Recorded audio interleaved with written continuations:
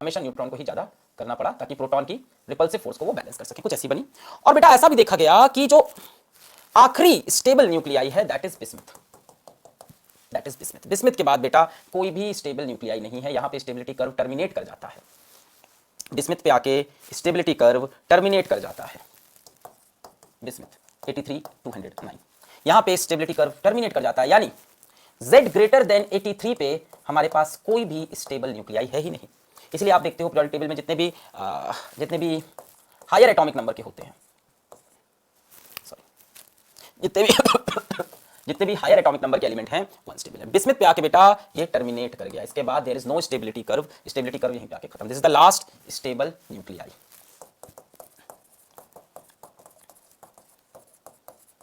Last stable nuclei. तो क्या दुनिया की सारी न्यूक्लियाई इस बेल्ट पे मिलती हैं? दुनिया की सारी न्यूक्लियाई क्या इस बेल्ट पे मिलती हैं? नहीं, नहीं मिलती। बेटा स्टेबिलिटी बेल्ट कौन सी है? पीली वाली की लाल वाली? लाल वाली। पीली वाली स्टेबिलिटी बेल्ट नहीं, पीली वाली N=Z की बेल्ट है, लाल वाली है stability belt. This one is stability belt. इस पे जो न्यूक्लियाई पड़ेगी वो रेडियो एक्टिव नहीं होगी, ठीक है ना। और ये पीली वाली लाइन बेटा ये है N=Z की लाइन, पीली वाली इज N=Z की लाइन, ठीक है। अब दुनिया में जितनी भी न्यूक्लियाइज हैं वो या तो इस लाइन पे थी या तो लाइन के इस तरफ थी।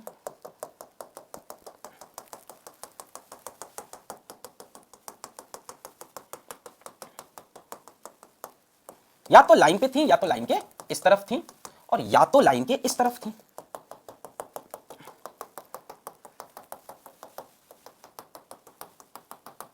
और इसके बाद तो सारी न्यूक्लियाई रेडियो एक्टिव है, लाइन वाइन एग्जिस्ट ही नहीं करती।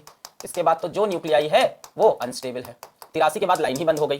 आखिरी स्टेबल न्यूक्लियाई Z=83 पे है, उसके बाद सब की सब न्यूक्लियाई अनस्टेबल हो जाती हैं, है ना। आफ्टर या फॉर, ऐसे लिख लेते हैं, फॉर Z ग्रेटर देन 83 क्या? नो स्टेबल न्यूक्लियाई, कोई भी न्यूक्लियाई स्टेबल नहीं है Z ग्रेटर देन 83 पे।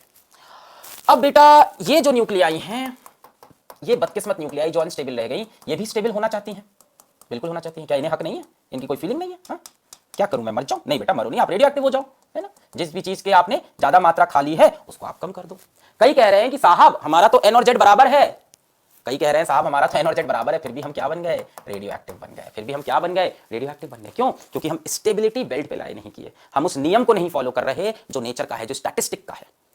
इस बेल्ट पे आने वाली न्यूक्लियाई स्टेबल हुई। और कभी भी मैं ये नहीं कहता कि इस बेल्ट के लिए नंबर ऑफ न्यूट्रॉन और नंबर ऑफ प्रोटॉन, बोलो मेरे साथ सभी लोग, बराबर होना चाहिए। कोई ऐसा नियम नहीं कि बराबर। लेस देन इक्वल टू 20 में बराबर चाहिए था, यहां तक बराबर चाहिए था। लेस देन इक्वल टू 20 में बराबर चाहिए था, ग्रेटर देन 20 में बराबर नहीं चाहिए, ऊपर चाहिए, है ना। N/Z ग्रेटर देन 1 है, N/Z ग्रेटर देन 1 है। अब देखो बेटा क्या होगा। अब बात आती है जो अनस्टेबल न्यूक्लियाई हैं वो क्या करें? मर जाए, है ना। तो बेटा मरना नहीं है, उनके पास भी ऑप्शन है। क्या ऑप्शन है? इन न्यूक्लियाई को देखो, इनका N/P रेशियो रिक्वायर्ड से ज्यादा है। इनका N/P रेशियो जो रिक्वायर्ड N/P है उससे ज्यादा है और इनका N/P उससे कम है, जो इस तरफ लाई कर रही हैं। तो बेटा ये न्यूक्लियाई क्या चाहती हैं? अपने N/P को घटाना चाहती हैं, है ना। इनका एक ही जिंदगी में मकसद है, वो क्या है? N/P को डिक्रीज करना, है ना, है कि नहीं। जो लाइन के इस तरफ है ये क्या चाहेंगी? N/P को डिक्रीज करना। और जो लाइन के इस तरफ है बेटा वो क्या चाहेंगे? N/P को इंक्रीज करना। ज्यादा इंक्रीज नहीं करना वरना इधर से उधर भाग जाओगे, फिर अनस्टेबल। इतना ही इंक्रीज करो कि यहां पहुंच जाओ। इनके पास क्या है? प्रोटॉन ज्यादा है, इनके पास क्या है? न्यूट्रॉन ज्यादा। देखो लाइन के इस तरफ हो गया, लाइन के इस तरफ न्यूट्रॉन ज्यादा, लाइन के इस तरफ प्रोटॉन ज्यादा, इस तरफ न्यूट्रॉन ज्यादा। तरीका क्या है बेटा ऐसा करने का? ऐसा करने का तरीका है रेडियो एक्टिविटी। अगर अपने N/P को घटाना है, अगर अपने N/P को घटाना है तो इसका तरीका होता है बीटा माइनस डिके। क्या? जिसको आप बीटा डिके बोलते हो, क्योंकि बीटा डिके भी दो तरह के आपको मिलने वाले इस चैप्टर में। इसको बोलेंगे बीटा माइनस डिके। अभी तक आप जो लाइफ में पढ़ते आए थे बीटा माइनस ही पढ़ते थे, इलेक्ट्रॉन का इमिशन। N/P को घटाने का तरीका बीटा माइनस डिके। दूसरा N/P को बढ़ाना है, नंबर ऑफ प्रोटॉन्स ज्यादा हो रहे हैं, न्यूट्रॉन बढ़ाना है। इसका तरीका क्या है बेटा? इसके दो तरीके हैं, इसके दो तरीके हैं। फेमस इज अल्फा डिके और एक अनफेमस जो आपको पढ़ना है that is beta plus decay. Beta plus decay, एक अल्फा डिके है, एक है बीटा प्लस, है ना। बीटा इमिशन दो तरह के होंगे, beta plus and beta minus. Beta plus decay, ठीक है ना। अच्छा बेटा बीटा डिके होता है इलेक्ट्रॉन का इमिशन, बीटा प्लस होता है पॉजिट्रॉन का इमिशन। नहीं सुना होगा? इलेक्ट्रॉन का एंटाई पार्टिकल है पॉजिट्रॉन, पॉजिट्रॉन का इमिशन, ठीक है। ये ऐसा देखने में लग रहा है पीली लाइन से इसका कुछ रिलेशन है, पीली लाइन से कोई रिलेशन नहीं है। ये जितने भी आइटम्स हैं ये ऐसा चाहते हैं, और ये जितने भी न्यूक्लियाई हैं वो ऐसा चाहते हैं। ये चाहते हैं अपने न्यूट्रॉन बाई प्रोटॉन को घटाना और ये चाहते हैं अपने न्यूट्रॉन बाई प्रोटॉन को बढ़ाना। Cause of radio activity clear है। अब कहोगे सर गामा कहां गया, अल्फा बीटा समझ में आया। क्या ये कभी अल्फा इमिशन करेंगे? नहीं करेंगे बेटा।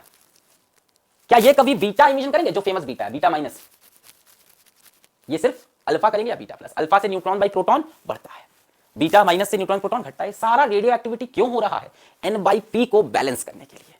The cause of radioactivity is either to increase your N by P or to decrease your n by p so that somehow you can reach on the stability belt। सबकी मंजिल, सारे nuclei की मंजिल stability belt, और मंजिल तक पहुंचने का रास्ता रेडियो एक्टिविटी। नेचर ने उनको ऐसा बनाया कि उनके न्यूक्लियाई में प्रोटॉन ज्यादा भर दिए। जब उन्होंने स्टेबिलिटी बेल्ट को देखा तो देखा हमारे पास प्रोटॉन ज्यादा है। अब तरीका क्या है वहां तक जाने का? तरीका है प्रोटॉन को कम करना। तरीका है प्रोटॉन को कम करना।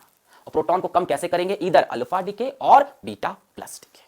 ये पार्टिकल नेचर ने जो बनाया ऐसे बना दिए जिनके न्यूट्रॉन ज्यादा थे न्यूक्लियाई में, नेचर ने बना के भेजा है ना। हम किसी माउंटेन पे गए, हमने वहां से खोद खा के एक तो पत्थर निकाला और देखा रेडियो एक्टिव है। तो किसने बनाया? इंसान ने नहीं, नेचर ने बना के भेज दिया उसको।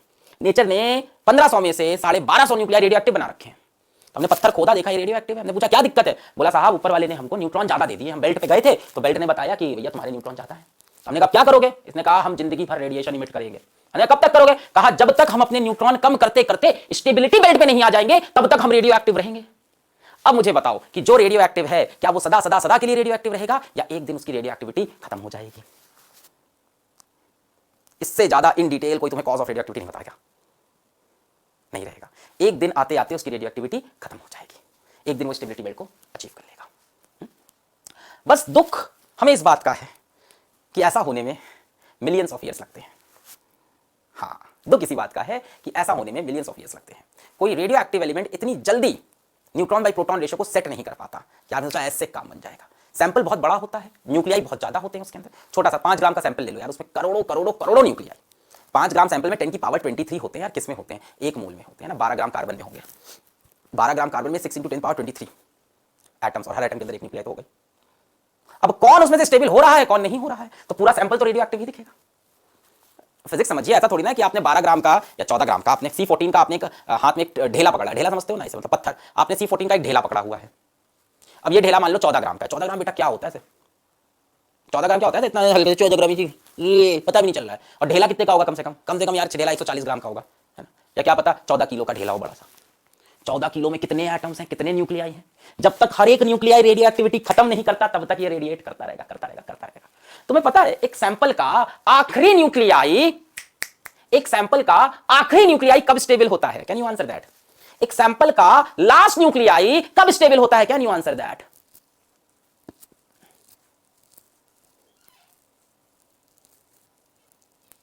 Yes, that is the correct answer, never.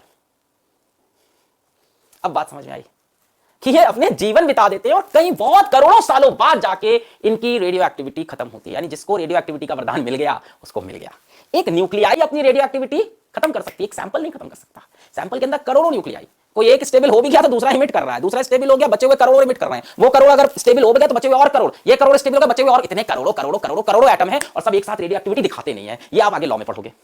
ये बदमाशी है इनकी कि सारे के सारे एक साथ रेडियो एक्टिव नहीं होते हैं। ये भी बदमाशी है।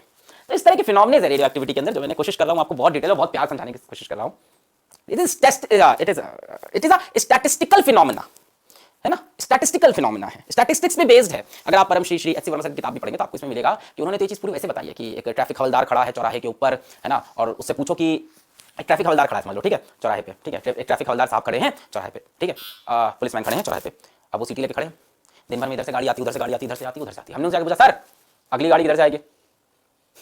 बहुत डंडे पड़ेंगे इस बात पे ना। सर ये बताओ, हाँ अगली गाड़ी किधर से आएगी? कहेंगे यार मैं इतने साल से यहाँ खड़ा हूं, मुझे नहीं पता अगली गाड़ी किधर से आएगी। अच्छा, पर मैं आपसे पूछूं सर ये बताओ कि एक दिन में एवरेज इस तरफ से कितनी गाड़ी आती है, इस तरफ से कितनी गाड़ी आती है, इस तरफ से या इस तरफ से? ये वो आंसर कर देंगे कि हाँ देखो देखो देख, हाँ देखो तो बोलेंगे नहीं तो हमको देख ऐसा होता है ना, इधर से दिन भर में 80 गाड़ी, इधर से दिन भर में 20 गाड़ी, इधर से 100, इधर से 40। ये होता है स्टैटिस्टिक फिजिक्स। एग्जैक्ट लॉ नहीं है आपके पास डिटरमाइन करने का, आपके पास स्टैटिस्टिक्स है सिर्फ। आप दिन भर की समरी बता सकते हो कि हाँ यार दिन भर में इधर से 80 गाड़ी आएगी, इधर से 20 गाड़ी आएगी, इधर से 100 गाड़ी आएगी। पर कोई आपसे पूछे सर नेक्स्ट गाड़ी किधर से आएगी, ऐसे तब पड़ेगा अगली गाड़ी हमें क्या पता किधर से आएगी। Got it? So this is that we do in radioactivity. How they calculate number of neutrons? जॉ माइनस जॉ बेटा, जॉ माइनस जॉ, ए माइनस जेड। कहां थे बेटा, पिछली क्लास में गायब थे, ए माइनस जेड। बेल्ट है बेल्ट, हाँ बेल्ट है बेल्ट पड़ेगी, समझ के बाद। तो ये खेल है स्टेबिलिटी का। चलो आई होप आपको ये चीज समझ में आ गई। तुम होगा कितनी बार तुम आओगे।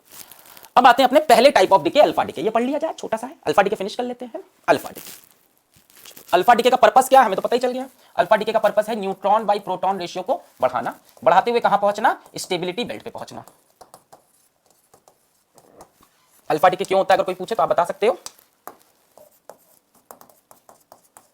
To increase neutron by proton ratio and reach stability belt.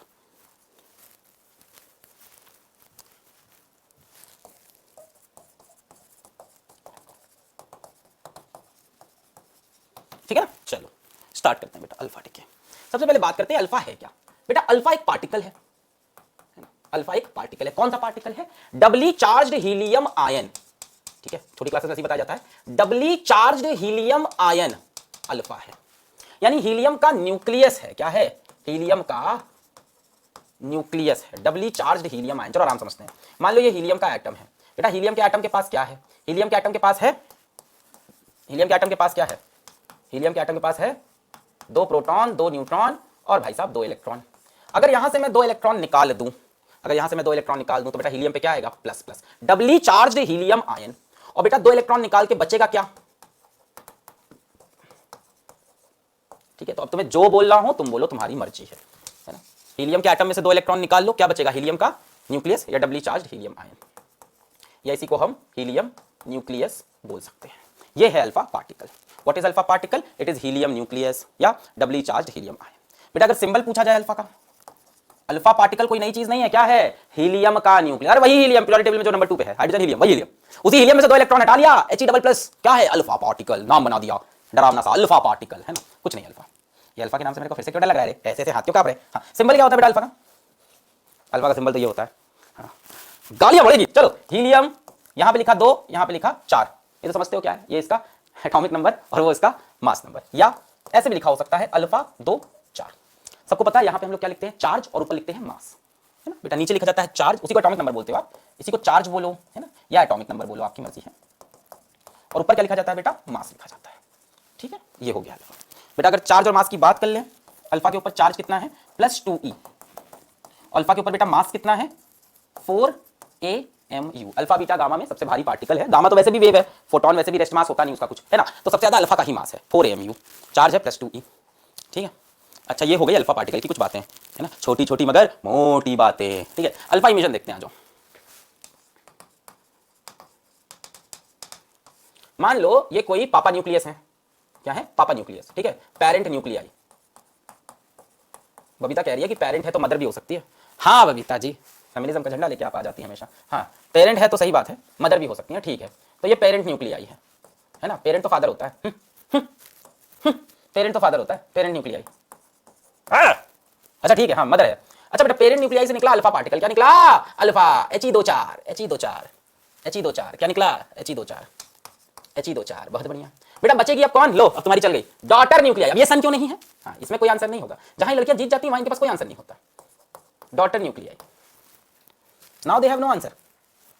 अब इसको मैं सन लिखूं तो तुमको बुरा लगेगा, इसको बोलते हैं बेटा डॉटर न्यूक्लियाई। ठीक है, तो पेरेंट नहीं, अब इसको तो मैं फादर बोलूंगा। हाँ, ये फादर न्यूक्लियाई और ये डॉटर न्यूक्लियाई। अब बेटा डॉटर न्यूक्लियाई का क्या कहानी है, अल्फा निकल गया, बचा है डॉटर। अब बेटा डॉटर का मास नंबर और एटॉमिक नंबर मुझे चिपकाना है। एक बात समझो, ये है न्यूक्लियर रिएक्शन। ये क्या है, न्यूक्लियर रिएक्शन। ये क्या है बेटा, न्यूक्लियर रिएक्शन है। ये कोई केमिकल रिएक्शन नहीं है, ये है न्यूक्लियर रिएक्शन। बेटा न्यूक्लियर रिएक्शन में क्या चीज बैलेंस रहती है, ऐसा किताबें लिखती हैं कि ए और जेड दोनों तरफ बैलेंस रहता है। हकीकत यह है कि जेड तो बैलेंस होता है पर ए बैलेंस पूरी तरह से नहीं होता है, बट अप्रॉक्सीमेटली बैलेंस होता भी है, इसलिए हम फाइनली बैलेंस कर देंगे। ठीक है, तो न्यूक्लियर रिएक्शन में क्या होता है, sum of mass number and sum of atomic number क्या रहता है बेटा, दोनों तरफ इक्वल होता है। बेसिकली चार्ज बैलेंस करना कहते हैं और मास नंबर बैलेंस करना। ये जेड है, ये 2 है, तो बेटा बोलो बोलो बोलो बोलो, ये क्या होगा, Z-2। ये ए है, ये 4 है, तो ये कितना होगा, A-4। बैलेंस हो गया ना, A-4 + 4 A होता है, Z और 2 और Z-2 Z होता है। क्लियर है। तो atomic number decreases by 2 and mass number decreases by 4 whenever there is an emission of alpha.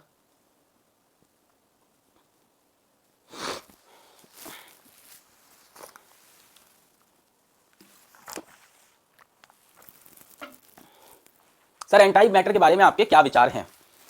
अच्छे होते हैं एंटीमीटर। कल मैं बैठ के खाना खा रहा था उनके साथ, मेरा काफी लंबा डिस्कशन हुआ उनके साथ। एंटीमीटर से मैं कह रहा था कि और बताओ क्या हाल है, पेपर कब हो रहे हैं बोर्ड के। तो एंटीमीटर कहते मैं दूंगा नहीं बोर्ड के पेपर। और बताओ, और बात करनी है एंटीमीटर पे हैं? और बताओ। हाँ, अरे कल मेरे घर के बाहर एक एंटीमीटर खड़ी थी। हाँ, वो फीमेल एंटीमीटर थी। तो उससे फिर मेरे पूरा डिस्कशन हुआ कि पीएम, अगला पीएम मोदी होने चाहिए कि राहुल गांधी होने चाहिए, है ना।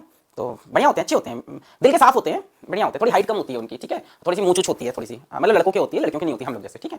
तो वैसे ही होते हैं एंटीमीटर, ऐसे बुरे नहीं होते। लोग कहते हैं दिल के बुरे हैं, बट मुझे नहीं लगा ऐसा, मुझे बिल्कुल नहीं लगा बेटा, ठीक है। एग्जाम्पल, मेरे विचार अच्छे हैं। हाँ बेटा, आया था एंटीमीटर, बोला मैं एंटीमीटर हूँ।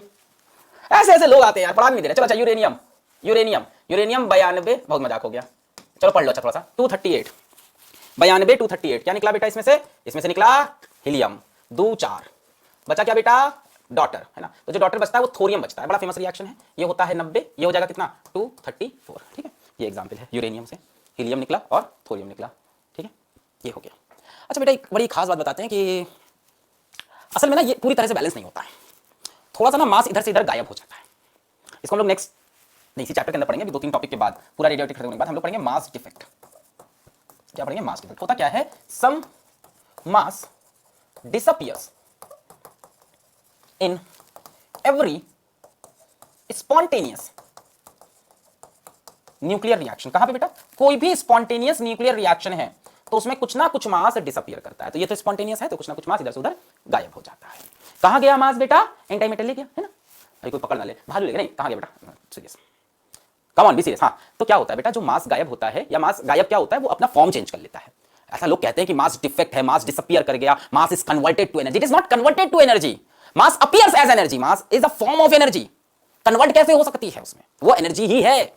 मैं जैकेट पहन के आ गया तो मैंने कन्वर्ट कर लिया खुद को जैकेट वाले अलग पांडे में, नहीं भाई, ऐसा थोड़ी ना बोलेंगे। कल मैं सूट पहन लूं, बोलोगे सर ने कन्वर्ट कर लिया खुद को सूट वाले अलग पांडे में, नहीं, मैं अपने आप को अपीयर कर रहा हूं अब एनर्जी के फॉर्म में। ऑल्दो मैं भी आगे बोलूंगा mass converts to energy, energy converts to mass, मैं बोलूंगा, ठीक है। कुछ बच्चे उस पर मेरे को बोलेंगे आपने कहा था, वो मेरे भी मुंह से निकलेगा, बट रियल यही है, मास अपीयर्स एज एनर्जी। तो बेटा यहां से कुछ मास गायब हो जाएगा, बोलते हैं ना E = mc², mass converts, mass never converts to energy, mass never converts, mass appears as energy. तो बेटा यहां से कुछ मास गायब हो जाता है और उसको भालू ले जाके ऐसे ऐसे तरीके से एनर्जी निकाल देता है। क्या निकाल देता है, एनर्जी निकाल देता है ना, appears as energy, appears as energy. कितना मास, अरे बहुत कम सर, फिर भी मतलब, अरे बहुत सर कितना, बहुत कम सर कितना, वेरी वेरी स्मॉल, बहुत छोटा मास बेटा, बहुत ही छोटा, 0.0000 ऐसे करके। ग्राम में अगर पूछो, एमयू में तो 0.12 एमयू, 0.002 एमयू, इस तरह से बहुत कम मास, ठीक है ना। एनर्जी इन अल्फा डी के, देखो आ गए इसी टॉपिक पे, एनर्जी इन अल्फा डी के। मान लो मेरे पास एक पेरेंट न्यूक्लियाई है, हाँ पेरेंट, खुश रहो, पेरेंट न्यूक्लियाई है, एक साहब हैं जो कि पेरेंट हैं, जेड और ए।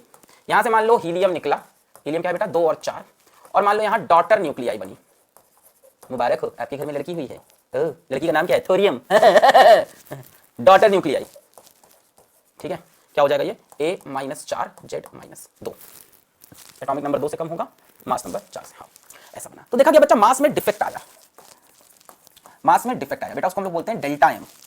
कई लोग कहेंगे सर डेल्टा एम में फाइनल माइनस इनिशियल कर दो, है ना बेटा, है ना। तो बेटा अगर यही था तो इतने बड़े क्यों हो रहे हो, चीजें सीखो ही मत, वही पुरानी चीज करते रहो हमेशा। मास डिफेक्ट, मास गायब होता है, रिएक्टेंट का मास ज्यादा होता है, प्रोडक्ट तक पहुंचते पहुंचते वो एनर्जी की तरह दिखने लगता है।